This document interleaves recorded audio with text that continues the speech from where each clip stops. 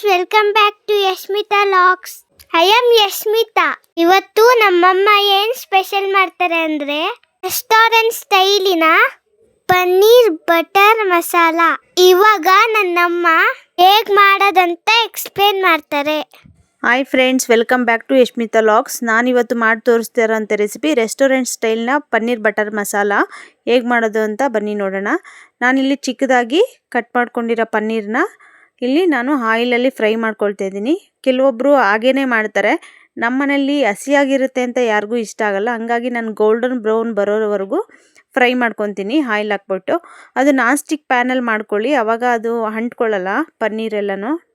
ಪನ್ನೀರು ನಾನಿಲ್ಲಿ ಚಿಕ್ಕ ಚಿಕ್ಕ ಕ್ಯೂಬ್ಸಾಗಿ ಕಟ್ ಮಾಡ್ಕೊಂಡಿದ್ದೀನಿ. ನೀವು ಬೇಕಾದ್ರೂ ಸ್ವಲ್ಪ ದೊಡ್ಡದಾಗಾದರೂ ಕಟ್ ಮಾಡ್ಕೊಬೋದು. ಚಿಕ್ಕದಾಗಿ ಕಟ್ ಮಾಡ್ಕೊಂಡ್ರೆ ಏನು ಯೂಸ್ ಅಂದರೆ ಚೆನ್ನಾಗಿ ಫ್ರೈ ಆಗುತ್ತೆ ಅಂತ ಹೇಳ್ಬಿಟ್ಟು ಅಷ್ಟೇ. ಅದನ್ನು ಸಾಫ್ಟಾಗೆ ಟರ್ನ್ ಮಾಡಬೇಕು ನೀವು, ಯಾಕಂದರೆ ರಫಾಗಿ ಏನಾದರೂ ಮಾಡಿದ್ರೆ ಅದು ಸಾಫ್ಟ್ ಆಗಿರುತ್ತೆ. ಆಯಿಲಲ್ಲಿ ಬಿಸಿ ಆದಾಗ ಅದು ಎಲ್ಲ ಕಟ್ಟಾಗಿಬಿಡುತ್ತೆ. ಅದಕ್ಕೋಸ್ಕರ ಸಾಫ್ಟಾಗೆ ಟರ್ನ್ ಮಾಡಿ. ನಾನಿಲ್ಲಿ ಸ್ಮಾಲ್ ಸ್ಪೂನ್ ತೊಗೊಂಡಿದ್ದೀನಿ. ನೀವು ಕೂಡ ಯಾವುದಾದ್ರೂ ಸ್ಪೂನ್ ತೊಗೊಬೋದು. ನಾನಿಲ್ಲಿ 4 ಸ್ಪೂನ್ ಸಿಕ್ತು ಬೇಗ, ಹಂಗಾಗಿ ನಾನು ಅದನ್ನೇ ತೊಗೊಂಡೆ. ಪನ್ನೀರ್ನ ಫ್ರೈ ಮಾಡುವಾಗ ಲೋ ಫ್ಲೇಮ್ ಇಟ್ಕೊಂಡು ಫ್ರೈ ಮಾಡಿ. ಹೈ ಫ್ಲೇಮ್ ಇಟ್ಕೊಂಡ್ರೆ ಸೀದೋಗ್ಬಿಡುತ್ತೆ. ಬನ್ನಿ ಈಗ ಮಸಾಲೆಗೆ ಬೇಕಾಗಿರೋಂಥ ಪದಾರ್ಥಗಳು ಯಾವುದ್ಯಾವುದು ಅಂತ ನೋಡ್ಕೊಳ್ಳೋಣ. ನೋಡಿ, ಗೋಲ್ಡನ್ ಬ್ರೌನ್ ಬಂದರೆ ಸಾಕು, ಇಷ್ಟು ಮಾತ್ರ ಫ್ರೈ ಮಾಡ್ಕೊಳ್ಳಿ. ನೋಡಿ, 1 ಗಡ್ಡೆ ಬೆಳ್ಳುಳ್ಳಿ, 1.5 ಇಂಚಷ್ಟು ಶುಂಠಿ, ನಾನು 10-15 ಗೋಡಂಬಿ, 1 tablespoon garam masala, 1.5 tablespoon red chilli powder ತೊಗೊಂಡಿದ್ದೀನಿ.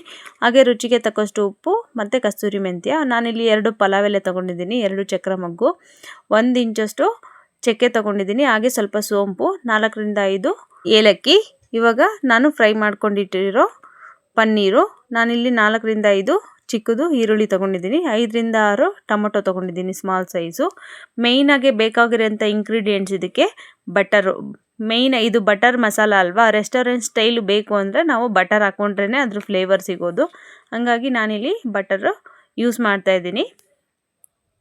ನೋಡಿ, ಇವಾಗ ನಾನು ಪಾನ್ ಕಾದ ನಂತರ ಬಟರ್ನ ಹಾಕ್ಕೊಂಡಿದ್ದೀನಿ. ಅದೆಲ್ಲ ಮೆಲ್ಟ್ ಆಗ್ತಾ ಇದೆ. ಮೆಲ್ಟ್ ಆಗ್ತಾ ಇರೋ ಹಿಂಗೆ ಮಿಕ್ಸ್ ಮಾಡ್ಕೊಳ್ಳಿ. ಹೈ ಫ್ಲೇಮ್ ಇಡಬೇಡಿ, ಲೋ ಫ್ಲೇಮಲ್ಲೇ ಇದನ್ನು ಫ್ರೈ ಮಾಡ್ಕೊಬೇಕು.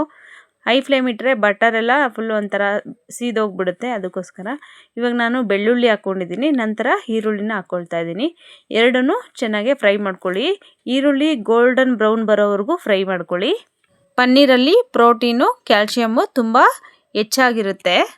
ಅದರಿಂದ ನಮಗೆ ಟೀತು, ಬೋನ್ಸು ಸ್ಟ್ರಾಂಗ್ ಆಗುತ್ತೆ.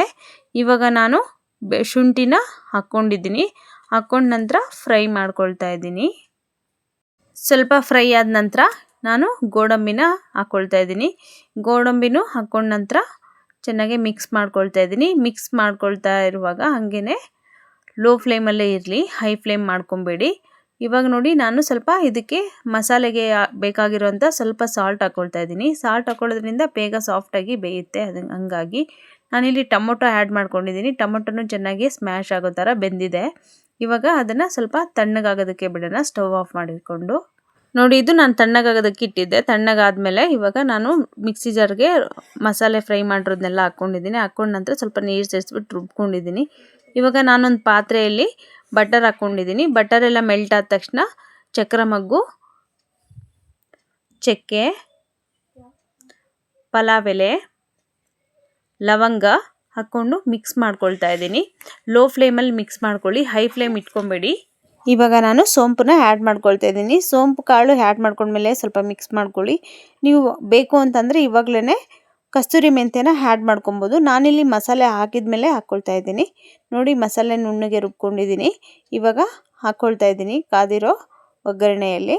ಮಸಾಲೆ ಎಲ್ಲ ಹಾಕ್ಕೊಂಡ ನಂತರ ನಾನಿಲ್ಲಿ ಮಿಕ್ಸಿ ಜಾರ್ಗೆ ಸ್ವಲ್ಪ ನೀರು ಹಾಕ್ಕೊಂಡು ಅದರಲ್ಲಿರೋಂಥ ಮಸಾಲೆನ ಶೇಕ್ ಮಾಡಿಬಿಟ್ಟು ಮತ್ತೆ ಮಿಕ್ಸ್ ಮಾಡ್ಕೊಳ್ತಾ ಇದ್ದೀನಿ. ನೋಡಿ, ನಾನು ಇವಾಗ ಕಸ್ತೂರಿ ಮೆಂತ್ಯ ಇವಾಗ ಹಾಕ್ಕೊಳ್ತಾ ಇದ್ದೀನಿ.